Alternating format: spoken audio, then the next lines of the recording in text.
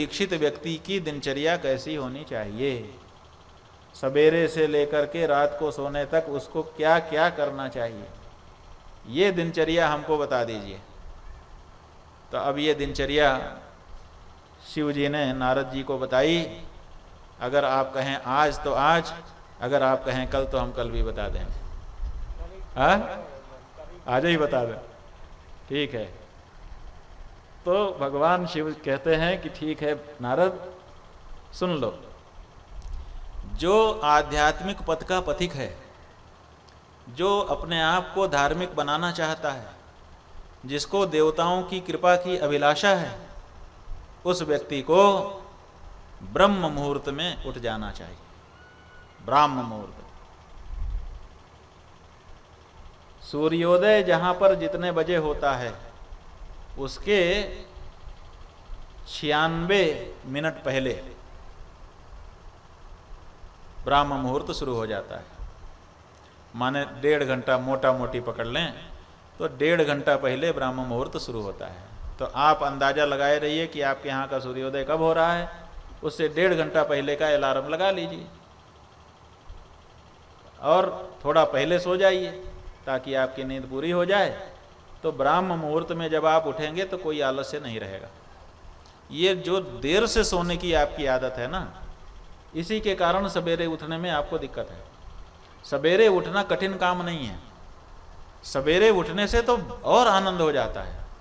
सवेरे की जो वायु है, जब शरीर से उसका स्पर्श होता है तो इतनी स्फूर्ति शरीर में आ जाती है कि आप उस समय अगर अभी ऊंची कूद लगाएं तो 4 फुट अगर उछलेंगे तो सवेरे 8 फुट उछल सकते हैं। इतनी स्फूर्ति आपके शरीर में रहती है। समस्या क्या है कि आप लोग देर से सोने लगे हो। आपके घर में टेलीविज़न आ गया है, आपके घर में मोबाइल आ गया है और वो आपको रात को जगा रहा है। आपको पता नहीं है कि आपका कितना बड़ा नुकसान हो रहा है। हम मना नहीं कर रहे हैं कि टेलीविज़न मत देखो, हम ये भी मना नहीं कर रहे हैं कि मोबाइल मत देखो। दिन में देखो, खूब देखो। ये जो रात को आप देख रहे हैं उसके कारण क्या हो रहा है कि आप देर से सो रहे हैं और देर से सोने के कारण आप देर से उठ रहे हैं, जो कि अप्राकृतिक है। प्रकृति क्या है? रात बनी है सोने के लिए, दिन बना है जागने के लिए। पशु पक्षी उसी अनुसार सोते जागते हैं। हम मनुष्य भी प्रकृति का ही अंग हैं, हमें भी वैसा ही जागना सोना चाहिए। लेकिन जब भगवान अंधेरा करते हैं तो हम बिजली जला करके उजाला करते हैं, और जब भगवान उजाला करते हैं, सूर्य भगवान उदित होकर के, तब मोटे मोटे पर्दे लगा करके हम कमरे में अंधेरा करते हैं। प्रकृति से विरुद्ध हम लड़ रहे हैं कि तुम अंधेरा क्या करोगे, हम उजाला कर देंगे, तुम उजाला क्या करोगे, हम अंधेरा कर देंगे। इसकी जरूरत नहीं है, इससे कोई आपकी विजय नहीं होने वाली है। जब अंधेरा होता है सो जाइए, जब उजाला होता है जाग जाइए। उजाला आपके काम करने के लिए बना है, अंधेरा आपको विश्राम करने के लिए बना है। तो कोई भी आध्यात्मिक व्यक्ति उसको ब्रह्म मुहूर्त में उठ जाना चाहिए। ब्राह्मे मुहूर्ते चोत्थाय। फिर क्या करे? तो बहुत बारीकी नहीं है, मोटे मोटे में बता रहे हैं। फिर कह रहे हैं कि सबसे पहले हाथों का वो करके हाथ में देखना चाहिए, आँखों का एक्सिस ठीक करना चाहिए, आदि आदि सब है, भूमि को प्रणाम है। रात्रिवासम परित्यज्य, रात को पहने जो कपड़े हैं उनको बदल ले और फिर बैठ करके बिस्तर पर या नीचे आसन में गुरु का चिंतन करें। गुरु का चिंतन करने के बाद साक्षात ब्रह्म स्वरूप का चिंतन करे, उसके बाद इष्ट देवता का चिंतन करे, और अगर गुरु पास में हो तो उनको जाकर के प्रणाम करे और फिर उनकी आज्ञा से आगे का कार्य करे। गुरु जी जैसा देवता का मंत्र, पूजा की विधि आदि बताए हुए हैं, उसी अनुसार देव पूजा आदि में लग जाए।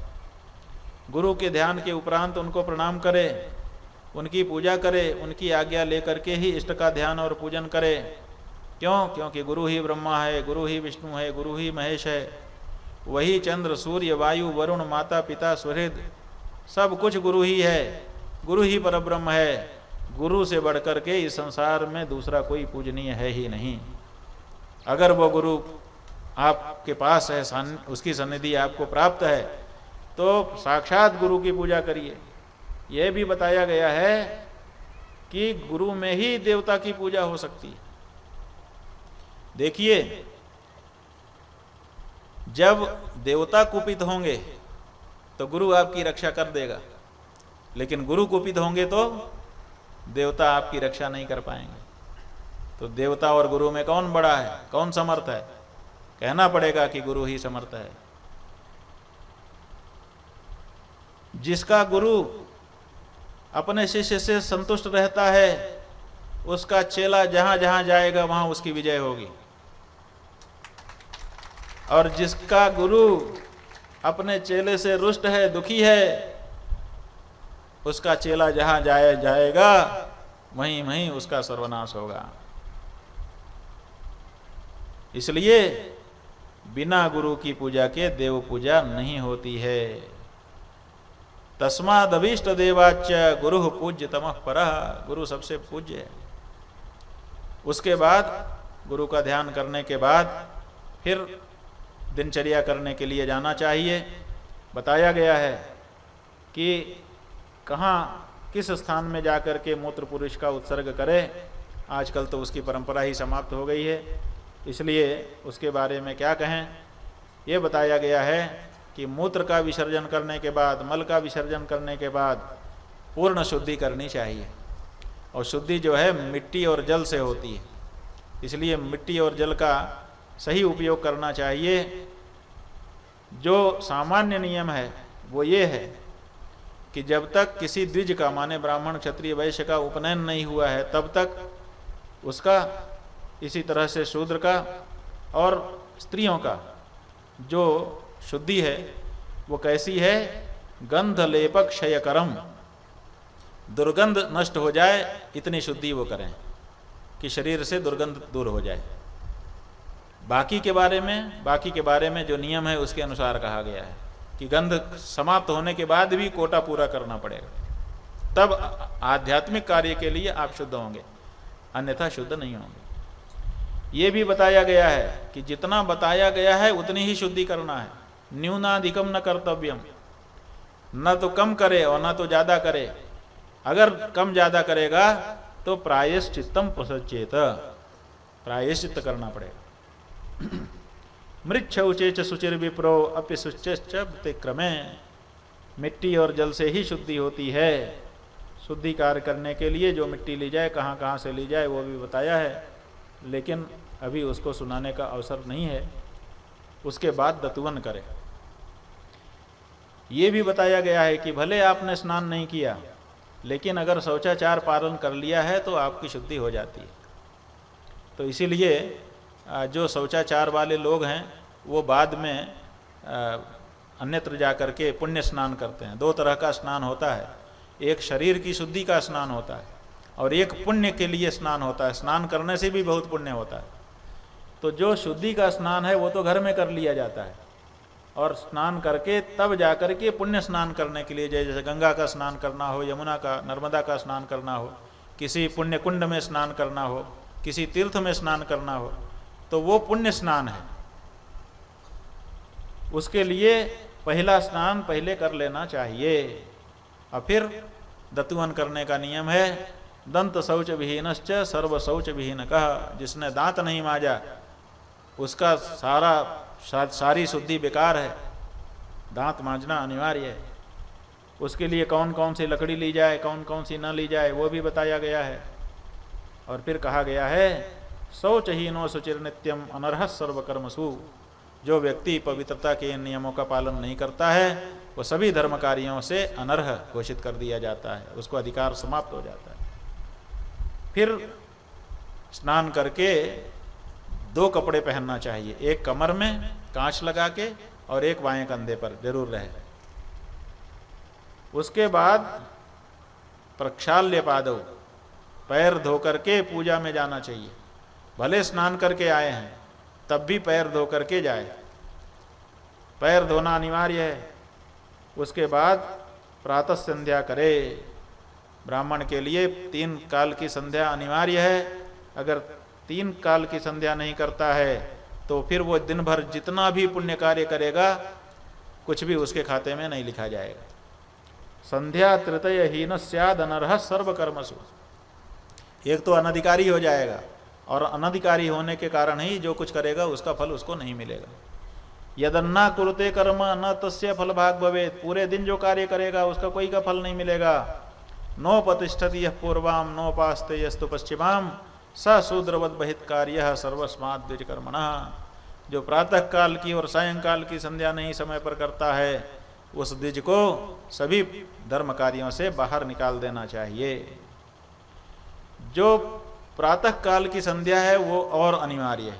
3 में से भी 3 में से 2 प्रातः सायं की, फिर 2 में से 1 अनिवार्य है प्रातः काल। कहते हैं कि पूर्वाम सध्याम परित्यज्य मध्यमाम पश्चिमाम तथा ब्रह्महत्याम आत्महत्याम प्रत्यहम लभते द्विजः। प्रातः काल की संध्या को छोड़ करके जो मध्याह्न और सायंकाल की संध्या करता है वो ब्राह्मण की हत्या और आत्महत्या का पाप प्राप्त कर लेता है। फिर प्रातः संध्या करके गुरु जी को, इष्ट देवता को, देवों को और सूर्य भगवान को अर्घ्य देकर के प्रणाम करे।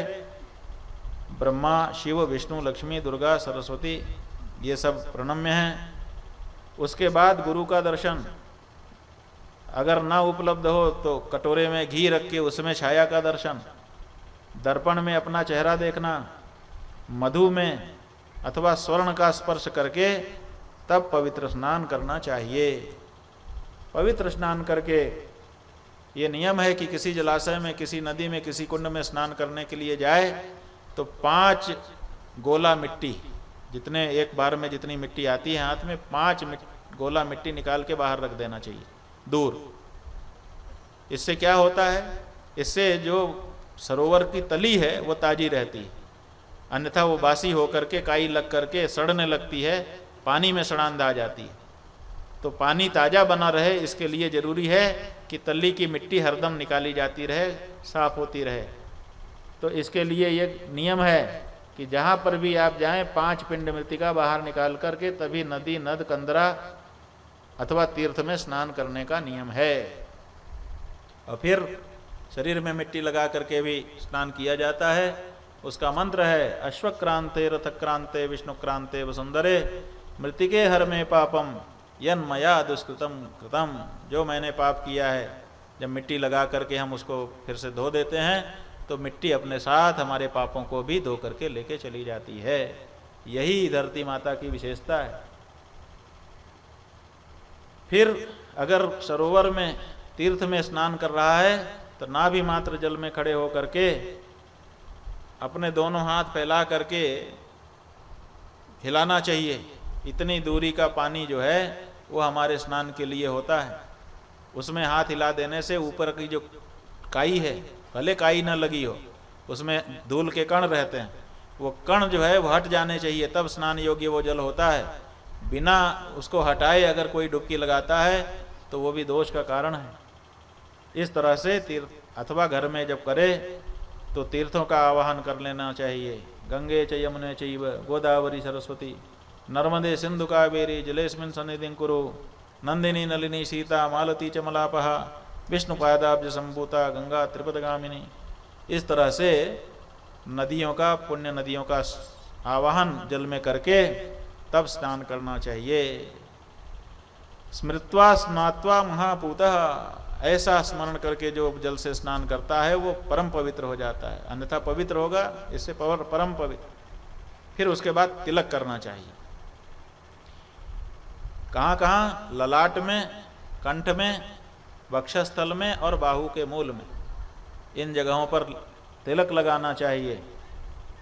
स्नान हो, दान हो, तप हो, होम हो, देवता का काम हो या पितरों का काम हो, ये सब निष्फल हो जाते हैं अगर हमने माथे पर तिलक लगाए बिना कर दिया।